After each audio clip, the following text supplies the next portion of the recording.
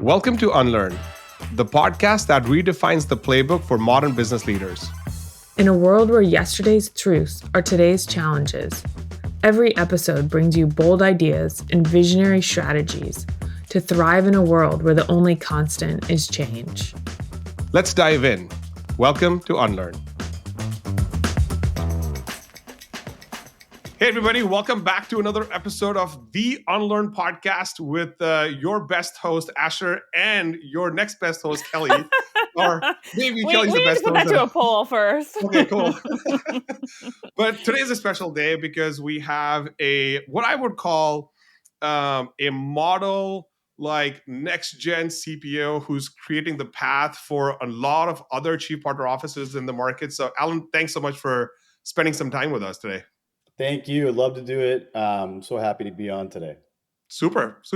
Well, there's lots going on in your life, so we'll unpack that. But let's start from how did you get into partnerships, and like maybe you want to give a little bit of an intro, like where you are today too, and then we can talk about where you're going next and stuff. But like, let's talk about like where you are today, and then tell us how you got to where you are. Okay, great. Well, I don't want to go all the way back in time when I was born, but I will tell a little bit about myself, which kind of helps frame how I got into partnerships, but also having a chip on your shoulder, which I think is essential to lead partnerships effectively in this century. I'm the son of an immigrant and an immigrant from India. And anyone who's a son of an immigrant from India, Southeast Asia, actually from any immigrant who's moved here, if you're the first son or the first daughter, there's a lot of pressure on you. Okay, a lot of pressure. You better do well in school. You better have get a fancy degree and have a 3-letter acronym after your name, whether it's PhD or whatever else you're going to get. So I grew up in a family where there was pressure, but there was tons of support. But I always felt like, hey, I had to prove myself, especially to myself, but also to my parents and family. Also, being an immigrant in America, it's not always easy if you're first generation. So there is, especially if you're a person of color, so there is some challenges, and there definitely was growing up in Massachusetts. But I think I turned out okay. I got into a good school. And when I graduated from MIT, I graduated with a mechanical engineering and an aerospace engineering degree. And you can be like, all right, this guy's going to go be an engineer and build something. I figured out after 5 years at MIT, man, I really like selling. I didn't like engineering. No. But I left MIT knowing I could build things, and I knew how to deconstruct complex problems and then put solutions together. But I didn't know exactly what I wanted to do, so I went into Big 5 consulting, which is kind of like what everyone does, either Big 3 or Big 5 when you don't know what to do. I learned a lot. I traveled the world. But I got to eventually a place where I met a man named Dave Ittycheria, who's currently the CEO of MongoDB. But at the time, he founded a company called Blade Logic, which was based locally here in Massachusetts. I got to meet him. I got to meet people on his team, like the godfather of sales, John McMahon. And I got lucky to be into their inner circle of how to go to market for software companies. So I later joined Dave when he had Blade Logic get acquired by BMC Software. And for BMC, I ran services for a few years, and then I ran sales specialists for a few years. But prior to BMC and meeting Dave, my background was always engineering, IT. It was always pre-sales and then post-sales. But I did some sales. But what I really learned at BMC is a mix of pre-sales, post-sales, and sales. Leveraging partners was the way you're going to make it big as a software company. But I always considered myself more of a salesperson and less of a partner person. Now, I'm going to say that way because I think people today need to see it differently. But back in 2014, I thought sales and partners were different. So what happened? I was at BMC. A bunch of people had left. Dave had left. He became a VC for a while. a while, and then I got a ping from him. And when Dave pings you, you listen. So he's like, "Hey, Alan, I need you to get on a train, the Excella from Massachusetts to New York. Come into the MongoDB office and meet me." And I'm like, "What is this MongoDB thing?" And then I looked at it. It's like open source software. People actually can sell stuff like that. Like that's free. Because I came from enterprise software, closed source. I also came from hardware and infrastructure. And but Dave said, "Hey, you got to come here. I'm the CEO. I think it's going to be a phenomenal company, and we're going to build it out and take it IPO." So I went there, put on my fancy suit. At the time, that's all I wore because I didn't have other clothes. Working in enterprise software, suits were what I wore on sales calls. So I went in. I think I was the only person in the office with a suit on, and Dave goes, "Hey, this company's phenomenal." He told me the whole story about it. I don't need to regurgitate it here, but the story of Mongo is just a perfect kind of like disruptor in the database industry. And he goes, "Hey, we know you can sell. We know you can do services. We know you can do pre-sales. You did a great job for us at BMC. We want you to run partners at Mongo." And honestly, my first reaction to that was, Dave must think I'm either in retirement mode or really not that good, but he needs somebody. So you thought it was the B team. B team, junior varsity. This is where people go to do all their best work at dinner or the golf course, but not on pipe when it comes to pipeline jet and sales. So that was literally the first reaction that was in my head. I went to New York not knowing what he wanted me to interview for or talk about. I was thinking, maybe it was some kind of sales role, services, pre-sales. I did at the time a lot of talks, like for BMC. I spoke in their executive briefing center, so maybe he wanted me to like be a talking head and go like talk about Mongo. But you said partners, so at first I was like, Dave, like, is there anything else? No, I didn't say that, but I was thinking that. And he goes, "Alan, we want to build out partners at Mongo as a sales catalyst, as an expansion of the sales organization, a way to extend our reach and increase sales capacity and productivity." And he told me the story of Oracle. Oracle in the 90s, no matter what we think of Oracle or what Mongo thinks of Oracle or how we're competing, in the 90s, Oracle did not have the best database, but they had the best go-to-market strategy. They leveraged partners to help position Oracle into legacy DB2, Sybase types accounts. And the partners like Accenture helped Oracle get on the map. And they also convinced ISVs to embed Oracle. And Oracle later acquired many of those ISVs. So Oracle didn't have the best product, but they had the best partner strategy, which allowed them to leapfrog everyone in the late 90s and early 2000s. He's like, "We want to do the same thing here. So we need a salesperson to go do that. And we want you to build it out for us with my support, with Dave's support." And it got my interest. Like, okay, we're going to do something special here, because how can a database company even be successful without partners building new applications with it or helping modernize legacy with it? Like, what else is a database company going to do? Yeah. And that was 2015. And that was the first day in my career I took a partner job. Prior to that, I'd never been in partners. I'd worked with partners and sales specialists, pre-sales, post-sales, but I never was the person where they were fully accountable and their throat was on the line to build out a channel business for MongoDB. That was all the way back 10 years ago. So quick info for our audience. The person who actually was at Oracle that built that strategy is actually now the chief commercial officer for Microsoft, Judson Althoff. Judson's done very well. And Yeah. I've had a few calls with Judson.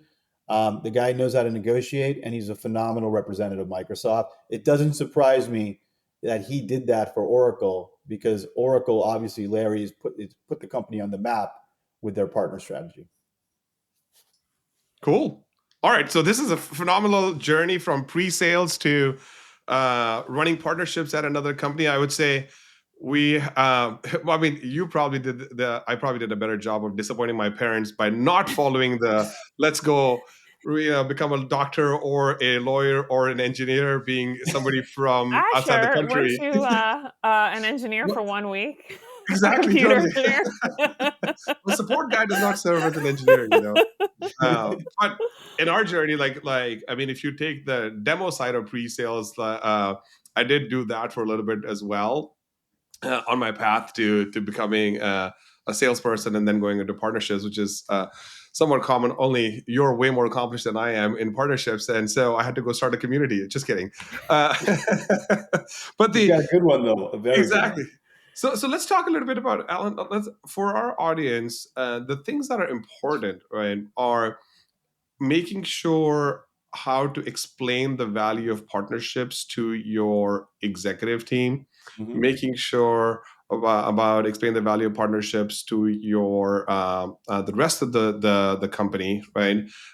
Taking friction out of the processes that allow them to effectively co-sell, understanding risk that it does get created when you have such a massive like partner ecosystem. To talk to us a little bit about the wins and the maybe let's call it transparently call them losses like that you had during your journey, so that people can understand how to get this thing effectively done, and the leaders that are leading these teams, like how do they make sure that their companies fully understand and leverage partnerships properly to grow their business. Yeah, and I mean, great question, and I can go in many tangents on this one. I'll try to build it. I'll try to break it down into two things, more for CEOs that are listening to your podcast, or CROs, Yeah. or people that want to take the big partner job. What will they remember from the podcast? I would say two things. First, the win. I think the win is getting everyone to agree to the North Star of what you want to do with partners. Okay. If you want to increase sales productivity, meaning, like, what does that mean? You hire a salesperson, their quota is X. If you invest in a partner team to support that salesperson, their quota should be X plus Y, should be something incremental. So if you, as the head of partners, the CEO, CRO, and CFO agree that we're going to build out a partner organization to increase the sales productivity of our sales reps, you've aligned on a North Star. How much that increases, that'll vary on the type of company. Maybe instead of a $1 million quota, a normal enterprise rep will get 1.2 million because you've invested in this infrastructure to help them sell. And you invested in people to help them sell. And from the beginning at Mongo, we had that alignment. Now, there were people that had been burned by partners in the past. Hey, they're just going to ambulance chase. We're not actually going to get that incremental, in my example, 200K sales productivity for a sales rep. They're literally just going to tag the deals and we're not going to get it. And we're just going to incur this cost. So the second thing in the win section, you've got to show small wins. How are you helping your sales team as a head of partners find deals? Not helper B deals like, oh, we're just going to put it on a reseller paper and make it easy and frictionless, which is important. But the key to the partner org to grow it and show its impact is finding deals. The word sourced, everyone uses in the partner landscape. Sourced means finding deals. Partners told us about a deal, brought us a deal, identified pain that led us to go figure out where the deal is. That was the key objective to hit that North Star, to prove people I could hire partner people to find deals through partners for our sales team. If I couldn't prove that between 2015 and 2017, there's no way Dave or the rest of the MongoDB exec team would want to invest in partners. They would not. Because yes, it's great on press releases and it's great for AWS reInvent to have everybody talk about you. But if partners aren't helping MongoDB sales reps find new workloads, deals, find pain in enterprise accounts, which will allow us to present or propose MongoDB, they're not going to care. So that was the second win. We were able to do that. Now, how were we able to do that? Yep. You got to hire the right people. Back to the story about, I also was worried about taking a partner job. You mentioned it. It's the B team, the JV team. This is where people go who don't know how to sell. So I feel like I know how to sell. I was able to sell at BMC. I've been able to sell at previous companies before BMC. So I wanted to find people that had a chip on their shoulder that to prove to everyone that they could sell. Now, the key to selling is pipeline generation. Am I willing to pick up the phone? Am I willing to send emails to people I don't know? Am I willing to champion builds with someone on LinkedIn like Asher's a master of, and then go get that person to pick up the phone and talk to me? Am I willing? I actually talked to someone last night. Am I willing to go send a calendar invite to someone I don't know and just be like, hey, I'm just put this on your calendar. Just give me 15 minutes. I'll wow you. If I don't wow you, just never talk to me again. But just put the 15 minutes on your calendar. Like, I wanted to find people who could do that. People like me who are willing to, it didn't matter if you got rejected. So I found like a core 5 to 10 people I hired with that DNA. Many of Alan, them have carried. Can you say a little bit, let's say someone's trying to take advice from you here, like how to actually do that effectively? Because I think it's not potentially as easy as it sounds. Like profile. It's the profile. It's the profile. I can tell by someone's profile if they're willing to do pipeline generation. So what do you look for? So first, I say this to many people. I want to see how smart someone is. And I can tell by their profile, not by this fancy school or degree or whatever they have, but I want to look for intelligence. See the types of articles they post or like on LinkedIn.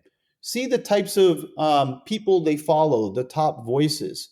See the types of jobs they took. In college, what did they do as an extracurricular? Maybe they were a varsity soccer player while they went at D1, while they were at Duke or UNC. My God, they must be smart as hell to be able to survive playing full-time varsity sports while they're getting a degree in economics or engineering. So I'm looking for that. I can tell by someone's profile intelligence. The second thing, okay, these are all things you need in order to do pipeline generation. Great. Yeah. The second thing, have they ever in their life had to do pipeline generation?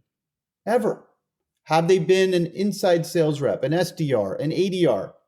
Have they started their own company selling bagels or cookies? Trust me, if you do that, you are going to try to do pipeline generation. How else are you going to sell it?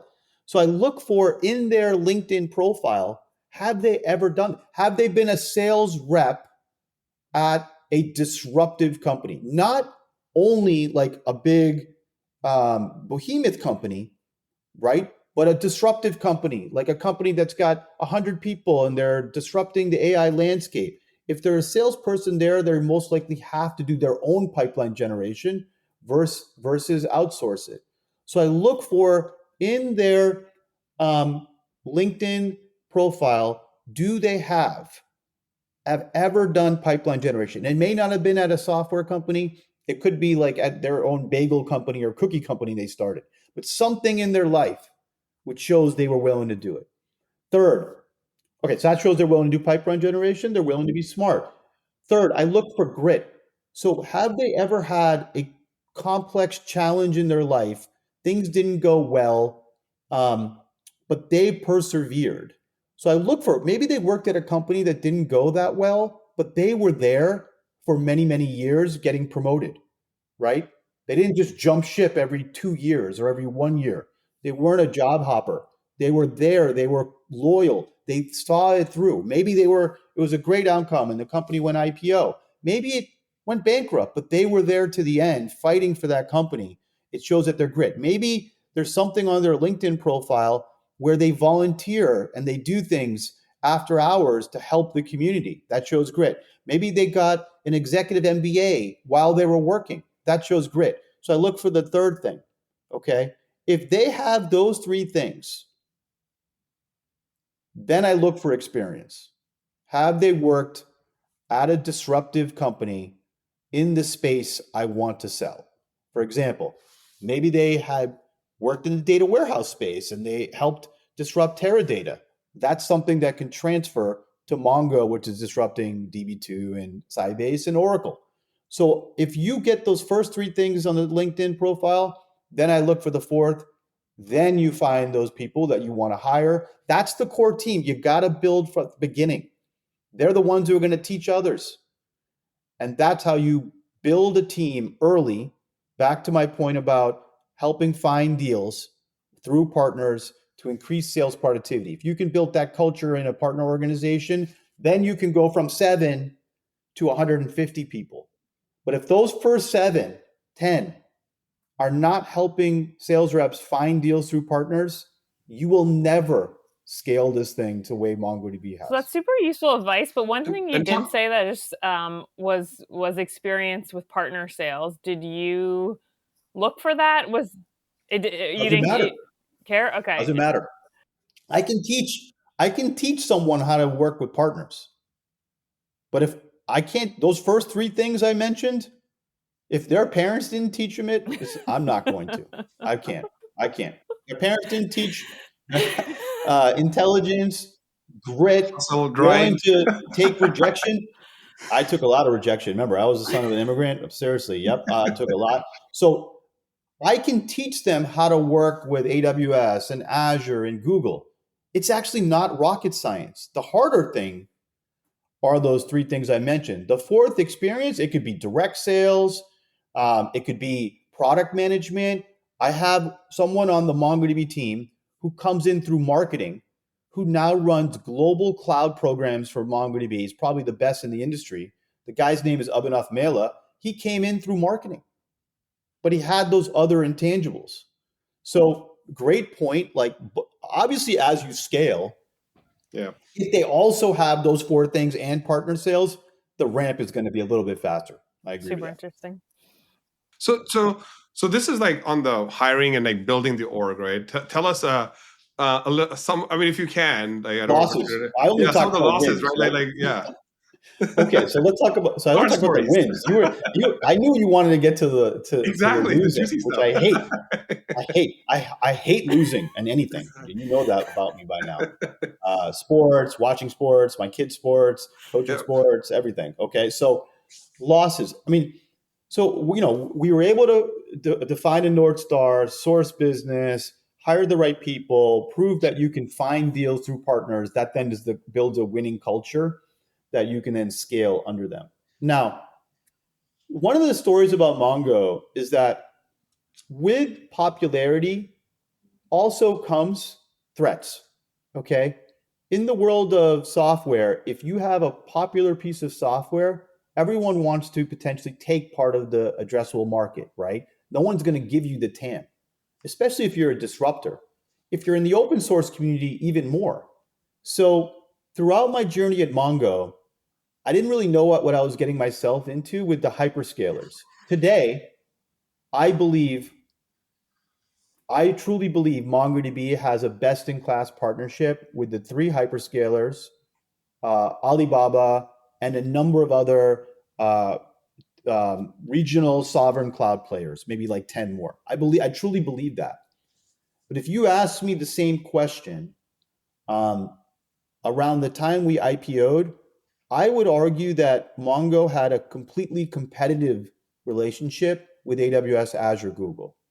So back to losses. In my early days, I was fearful of constantly getting fired because I could not figure out in my org how to work with the hyperscalers. Now, a couple of things happened. First, we had a CEO, we still have a CEO, who's patient, but also knows the long game that we have to figure out how to work with the hyperscalers to scale. And it can't be completely adversarial. You really need to find a way. The end game is you want to be a first party in the hyperscalers because they have the platform that customers want to run on the most. Yep. We have a CEO that believes that, hey, we want to get there. But to get there is not as just like, hey, let's go shake everybody's hand and sell the value of Mongo. you're going to have to do some, it's going to have to be strategic. So the first thing I was able to convince people at Mongo is we needed to port to more than one cloud. We shouldn't just have Atlas, our managed service offering, run on AWS only. We need to be multi-cloud. We would run on AWS, Azure, Google. Actually, I convinced Azure and Google to fund the MongoDB engineering through NRE of Atlas running on those clouds. So we actually funded it. They actually funded it. So in the 2018 period, we had an ability to run cross cloud, which gave us leverage.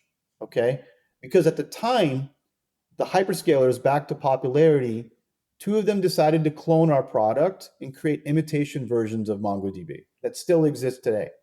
So if the hyperscalers are creating imitation versions, that's going to create complexity. Why would you partner with someone who's positioning competing product, which is a clone of your product, right? An open source product.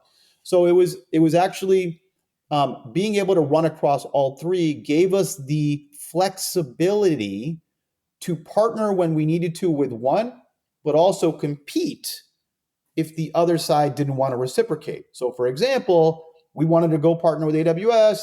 They wanted to compete. We then had the ability to position our option on Google and Azure.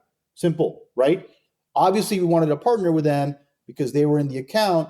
But if they didn't want to, we had optionality. So I recommend, back to lessons learned, is if you're a SaaS company, have that option for your sellers. Okay, so that was the first thing we did. The second thing to counter the strategy to make us first party is we went big on the marketplaces. MongoDB is one of the biggest sellers on the cloud marketplaces in the world. We do thousands of marketplace transactions a quarter. You can ask Ruba at AWS, Kevin at Google, Sandy at Azure. They'll tell you MongoDB is in their top 5, maybe 10 ISVs in the world of number of marketplace transactions. Why did we do that? People could be like, Alan, you're just giving away fees, right? And you sell it there. Well, the hyperscalers are smart and the customers are smart. The customers have said, I want to buy a bulk of hyperscaler infrastructure at a discount over a period of years where they signed up for multi-year commitments. AWS calls them private pricing agreement. Google calls them commits. And Azure calls them MACs, Microsoft Azure Commit to Consumes. So the customers already purchased these large commitments from the hyperscalers that they have to burn down. And for companies like Mongo to leverage that burn down need, we have to sell through the marketplace. Okay. And I tell the story all the time. My wife is 100 times smarter than me, actually 99 times smarter, except for one thing. She loves buying gift cards. I keep telling Shelly, why do you buy gift cards? Half of them sit in your purse somewhere and they expire, and we just never used it. So when I see a gift card, I'm like, oh my God, there's another thing. That's the money never to be spent. So think of it, the hyperscalers have sold these billion-dollar gift cards discounted to their customers. And those customers have to use that gift card, but the clock is running out on them. And if Mongo or other ISVs are smart, we want to use that gift card because the customer wants to use it. The customer's already paid for it. That's revenue for me. It's new revenue for me. AWS, Azure, Google have to pay me if I leverage their commits, right? So the way to do that is the marketplace. And we leverage all three marketplaces, back to being multi-cloud, all three marketplaces. So whenever we've found a deal, we were able to leverage a marketplace, which helped us burn down those customer commits, which allowed us to do bigger deals. Now, why does that help you find deals with the hyperscalers? Well, last I checked, AWS, Azure, Google's love it when you bring them deals. You bring them deals, they get paid. It drives down their consumption. They're paid to burn down their commitments with the customer. They're paid on consumption. Yeah, they get a spiff for big upfront deals, but then they get the consumption burned down. So when I start bringing them deals, they're like, this MongoDB company is bringing me deals because they're using my commitments in my end customers. Maybe I should point them to deals that they should work on and find deals for me. And that's what started to happen. Now, what we were able to convince, the third equation on how to turn a competitive partnership around is we were able to convince the AWS, Azure, Google sellers that if they sold with me, Mongo, I would burn down your commitment with the customer so you get paid. I will use the marketplace to burn it down, but also I will attach other things that you want to sell to that customer when I sell my widget. So I was able to convince the sellers that for every time you sell Mongo $1, you would sell $7 of other things. Because with Mongo, it's a database. With a database, what database by itself does nothing. You need the application tier. That would go to the hyperscaler. Security tier, data warehouse tier. Now in the age of AI, you want the entire language model tier. Yep. For inference and training. You want all the tools associated with that, like, for example, AWS Bedrock or Azure OpenAI or Google Gemini and Vertex AI. We're going to attach all those things when a customer buys Mongo on their cloud because we're the center of the stack. So I was able to convince these the sellers that if they sell with me, you bring me a deal, you'll make 7 times that deal amount because of the attach. Okay. The fourth thing, obviously, is executive alignment. These hyperscalers have done a phenomenal job hiring people that I truly trust. Those 3 I mentioned, Ruba, Kevin, Sandy, phenomenal. So how do you got to be really tight with them. You got to be close. Yes, there's going to be conflict and competition, but you have to have rules of engagement, governance. There needs to be an open dialogue when things get off the rails. You don't let things fester. You put those 4 things together, you can turn a loss equation that you ask, Asher, what are the losses? Yep. For many years, I consider a relationship with the hyperscalers a losing fight. But if you put those 4 things together and you do it well, then you get to where MongoDB is today, where we're doing thousands of deals on the hyperscaler. Customers are happy. We're not having to compete with the hyperscaler by bringing in another one. We don't do that anymore because we've got first-party relationships with all of them. So this is great. Losses can be turned into wins, but you got to be strategic about it. And you need a partner org to go do it. You try to go do what I just said without a partner org or partner leader, good luck. Yeah. And this is good. Thanks for sharing that. Talk to us about like the internal conversations as you were like fighting this, let's call it ecosystem war on the outside, right? Like on the inside, you have your CFO, you have your CEO, you probably have board members, right? Like, and they're like, Alan, when like clock's ticking, man, like what gives here, right? And so talk to us about like practical steps that other partnership leaders can take while they're in, let's call it build mode. Yeah. First, drinks can be one option, you know.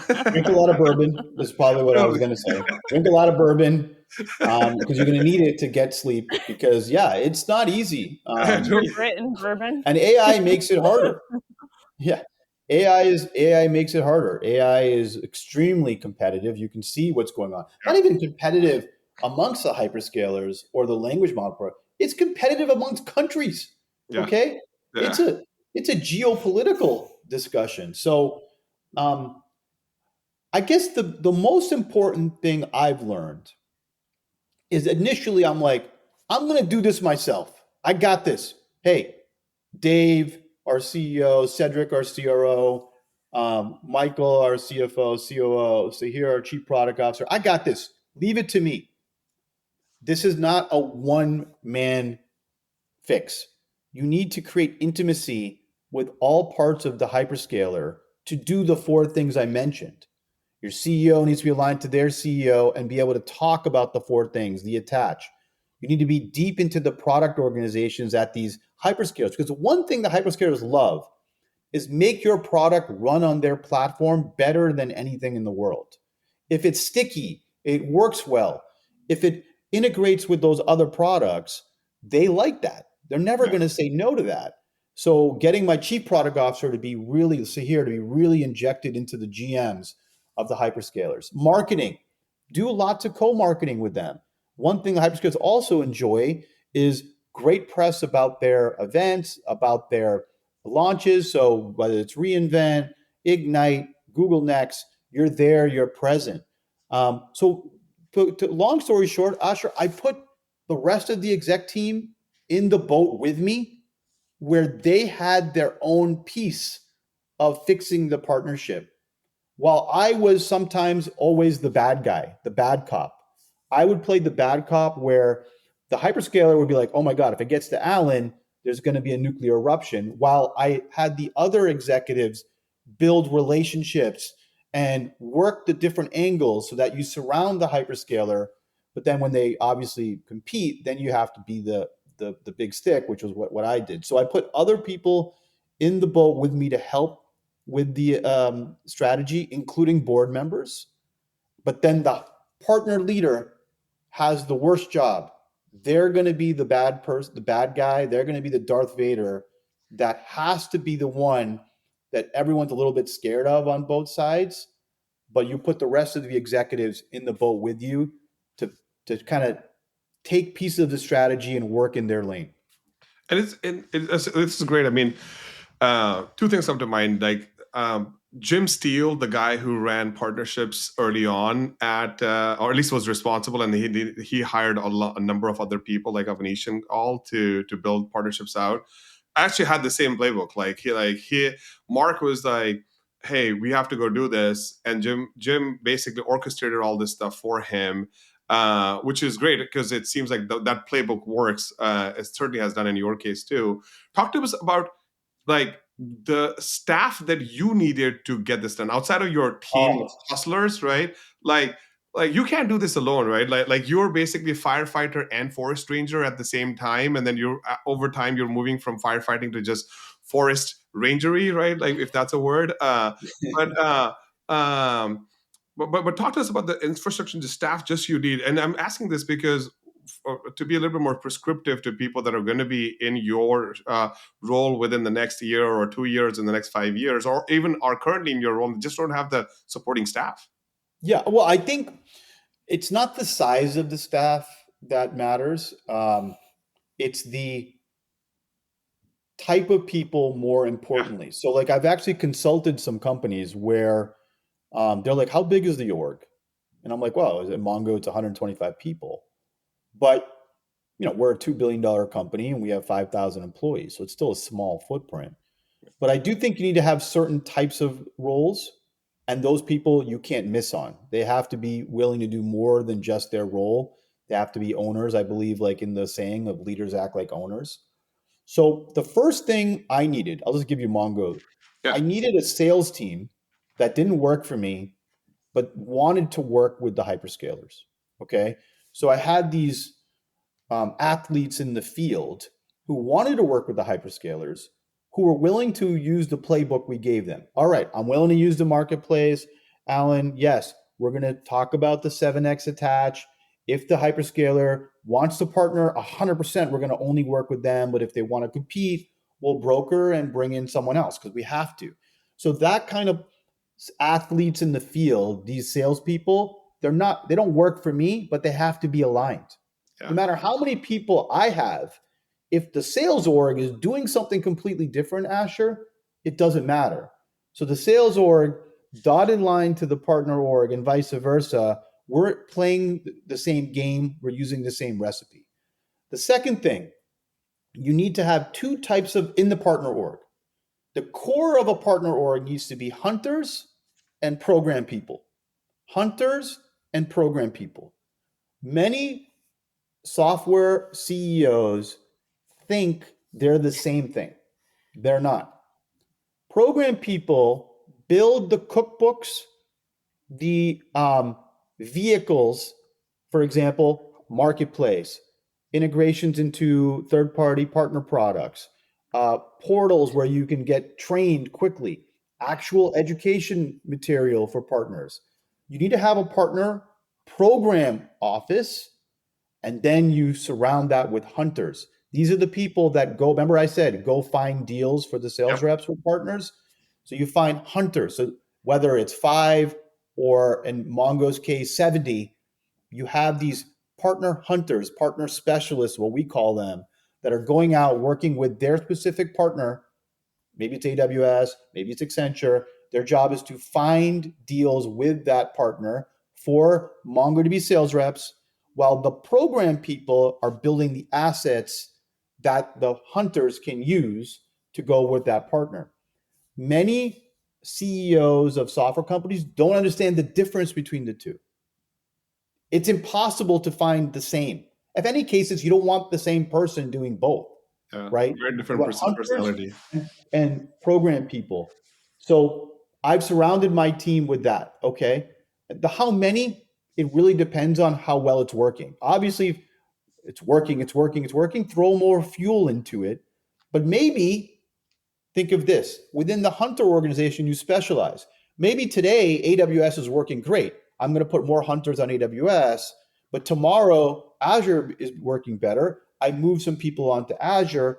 If tomorrow, 3 years from now, Azure is not working well, I move them to Google. So I specialize my hunter org by strategic partner type. All right, then what else do you need? You then need in a partner org technical, smart people that can build integrations. Okay. Back to what I said about the hyperscalers, they care about the attach of other products.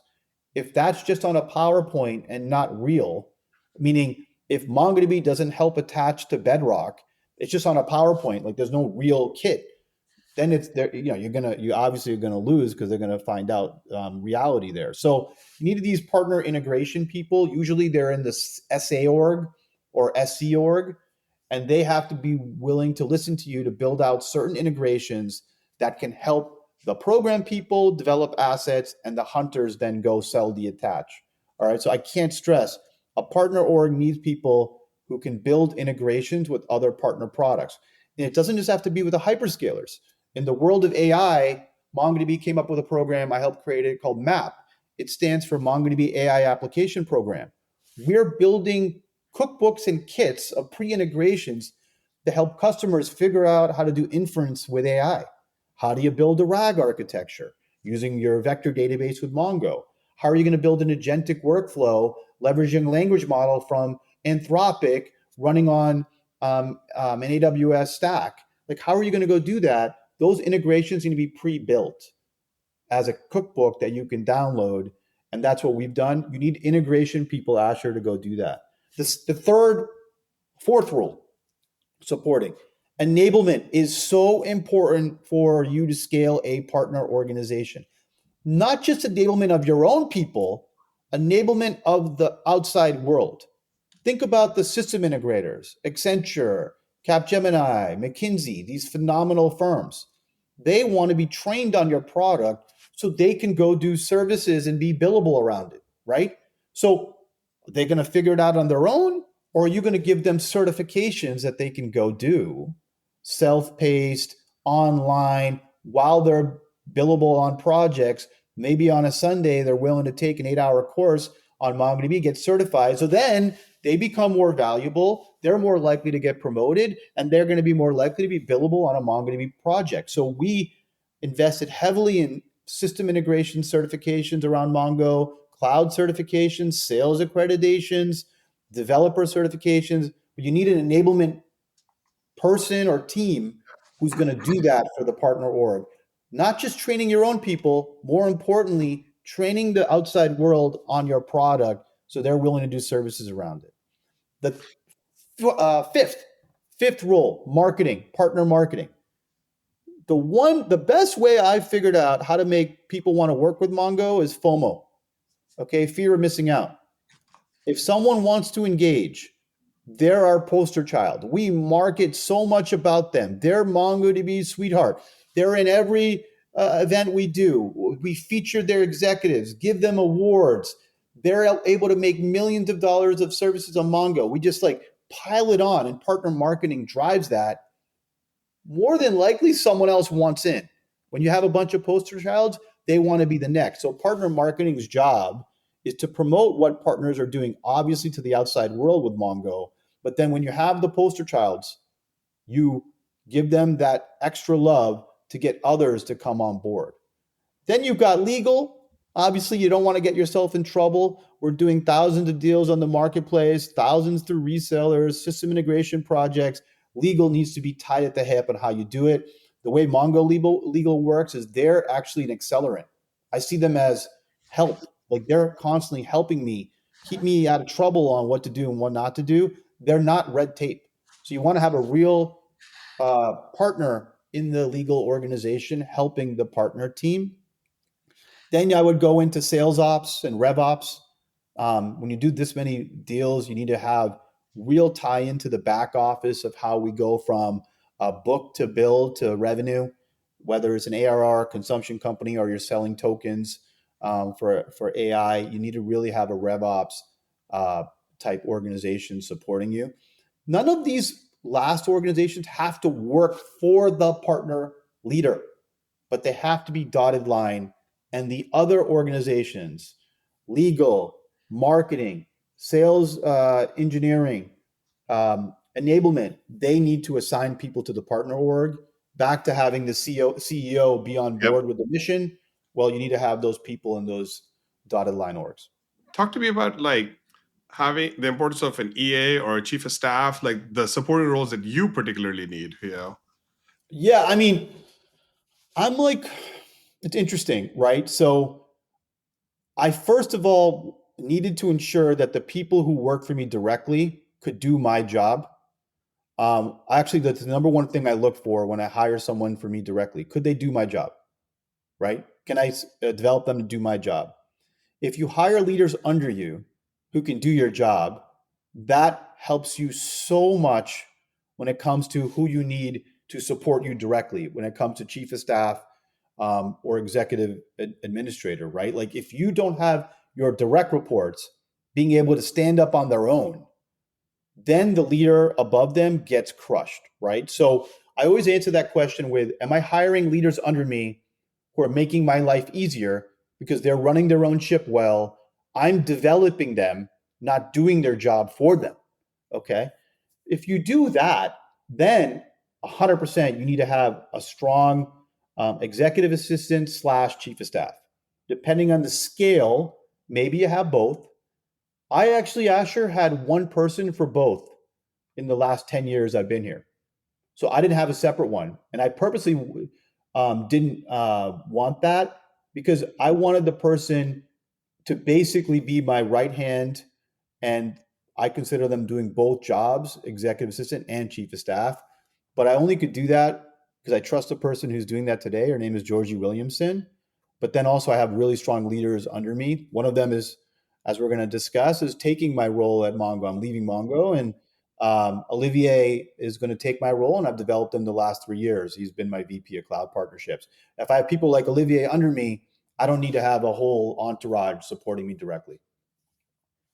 Super. So obviously you're at a point where you're going to take out a new gig. I mean, if you have some final words for your colleagues at MongoDB, right now would be the right time to say them, and then we can switch gears into where you're going next. Well, I mean, I'm blessed to be part of MongoDB. I'm blessed to know Dave Itticheria, and I'm leaving Dave, so I could say whatever I want. And I'm telling you, I'm telling you, I tell this to anybody. There's really two men in my life that I'm both scared of, but respect and love dearly. It's my father and Dave. Okay. Remember I said fear too. Okay. Just remember that. So you said John McMahon was another person that you feared. John I love. Actually, what? John I love, but then I also fear. Actually, maybe throw John up there. Oh, throw John up there. Yeah, don't let him see this, by the way. Exactly. Then I'll definitely fear him. No, but like those two guys, my father and Dave. But Dave in particular, the guy's a brilliant CEO, but he also knows sales and engineering. There aren't too many that know both. He knows how to bridge the two. MongoDB would not be a public company if it wasn't for Dave. I would not be as successful on the partner side if it was for Dave. He really backed me. He backed my ideas. And I had some pretty wild ones around our licensing and our strategy with the hyperscalers and our OEM business in places like China and the rest of the world. Like, he backed me on it. So I give him a lot of credit. So first, I want to thank Dave, no doubt. Then I think the one thing that I hope people at Mongo keep going forward, but also remember is that being liked is not the most important thing you want from your peers. Like, they're likable. It's great if you all like each other and you go get beers or go to cooking classes or Pilates or biking, whatever. That's all nice to have. Respect, I think, is the most important thing. Respect that the other person is willing to do what it takes, act like an owner, and win, try to win. So I always tell people, I don't care whether you like me, but if you don't respect me, that bothers me, and I want to earn your respect. So I hope people remember that within Mongo, I taught a culture of respect. We respect each other. I hope we end up liking each other, but if we don't, as long as we respect each other and we all want to try to win and build a winning culture, I hope to remember that. Third thing I would say is I hope people know that one of the things I like doing the most is promoting people from an individual contributor all the way to a vice president. I don't know exactly how many people. I guarantee you it's more than 10 in my 10 years at Mongo have started for me as an individual contributor and now are a vice president. And I feel pretty good. I hope they feel good about it. I mean, maybe they're like, oh my God, vice president is a lot more work, Alan. Maybe you don't make the same amount of money. But I feel good about it that they're now That's vice great. presidents because they can do my job.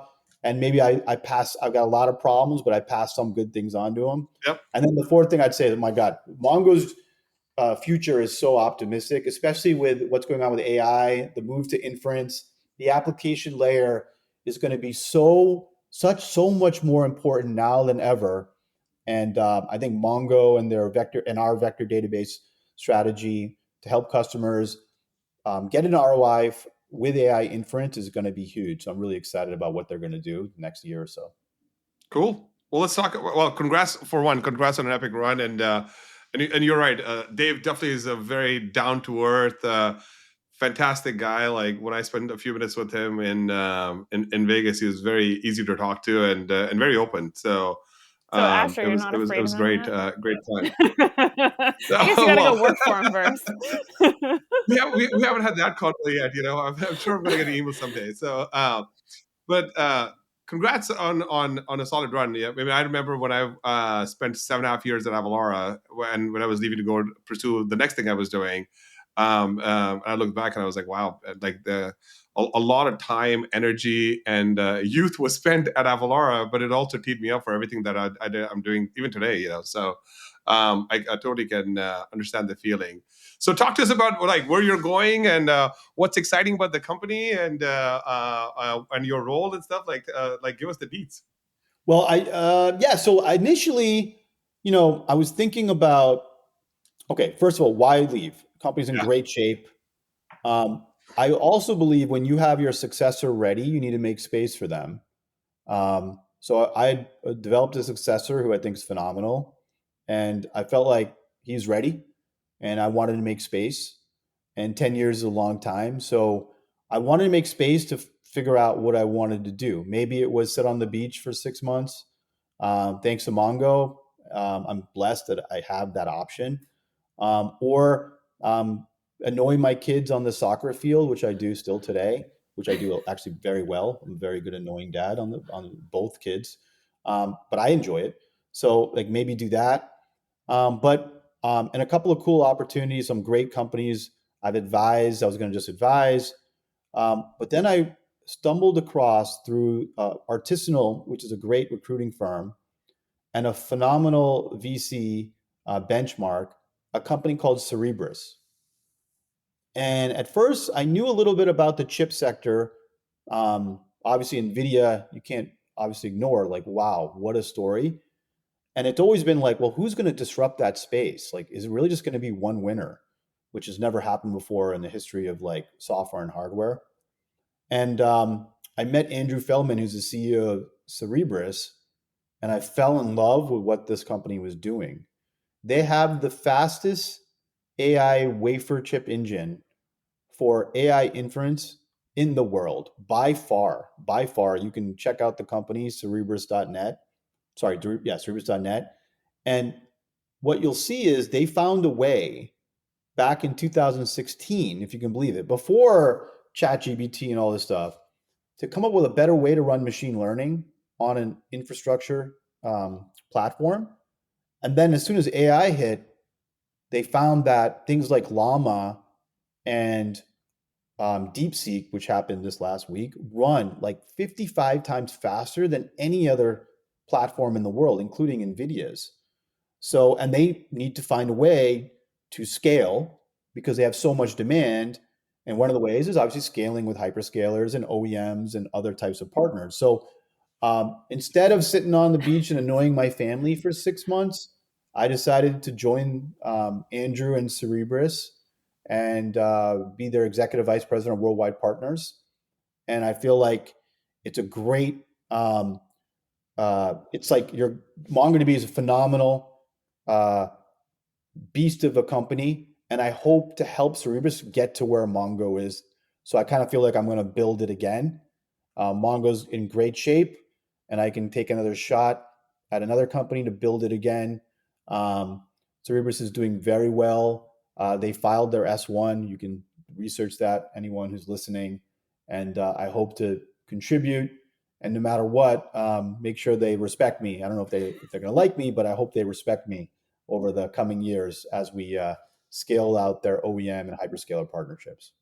Super. Well, I mean, congrats on the new gig. And I feel like I want to point this out for the audience. Like, so this is like a trend now, right? So Erica Volini was given her own org to run, right? There's another gentleman who I can't talk about right now, but also was given their own org to run, reporting straight to the CEO or to the chief commercial officer, which is much different than a CRO or a chief sales officer. You are going to go and create another amazing org the same way, or maybe in some respects better than the MongoDB run that you've had. Talk to us a little bit about like how founders and CEOs should think about just installing a new org, right? And especially if there's so much growth also happening, which will be in some of these cases. In the AI space, Asher, if you're a CEO, obviously like you're raising money, you're worried about competition, the hyperscalers are a major player. Are you partnering? Are you competing? You obviously have the system integrators in this space, and then you obviously have the NVIDIAs, and I hope we will be as big, Cerebras and other players that'll come in. If you're the CEO of these companies, the old way of looking at it is, I need a CRO. I need a CRO. CRO will solve my sales problem. CRO, you got it. And in what you said in the day, a CRO really is now a two-headed unicorn, okay? You have head of partners, head of sales. Head of partners, head of sales. It's difficult to find CROs that know both very, very well. So if you can't find someone who does both well, split up the role. Have your chief partner officer, chief sales officer. So I'm not going to tell you the details, but I could do what I wanted at Cerebras in terms of the sales side. Andrew is super smart. He's like, you know what, Alan, what's your passion? Well, I want to go help you with the partner side. So I'm going to run partners, and we're going to go help. I'm going to help him hire a head of sales, and we're both going to work for Andrew, the CEO, and we're going to both do a phenomenal job, hopefully. And Andrew's going to get a much better return than one person with the world on their shoulders. So I recommend in this future age for these AI companies, don't always think you just need one person to do such a behemoth a job, because partners now are way more important than they were than ever before, especially in the world of AI. You need people who can run sales, run partners, not someone who can just run sales and then they'll think about partners. It doesn't work that way. Nor do you want someone who's a partner leader that doesn't know how to sell. Okay. So you got to split it into two, do it. Yeah. In the end, you're the CEO. You need the company to produce revenue. You're not going to do it in one or the other. You need both. Especially because I think CEOs need to right now understand that you have to do both. Play in somebody else's ecosystem while you're creating your own. And then if you put that burden on your CRO, who already has to figure out how to optimize revenue, this is a very tall order. Like, I think there's like 5 people in the world that can do something like that. Well, you know what the biggest change has been? So back to when I mentioned, remember I said the equations of how to work with the hyperscaler. The hyperscalers and customers are smart. They're tight at the hip. Most customers have a large commitment with a hyperscaler. They've bought that massive gift card, $1 billion gift card.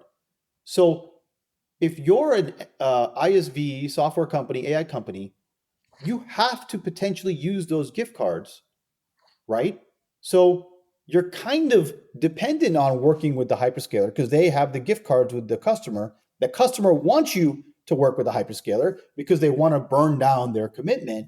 Yep. So that is the huge change over the last, let's say, 6 years, Asher, which makes it even more essential. You better figure out how to work with the hyperscalers in this day and age, because the procurement vehicle, in many cases, always leads back to the hyperscaler.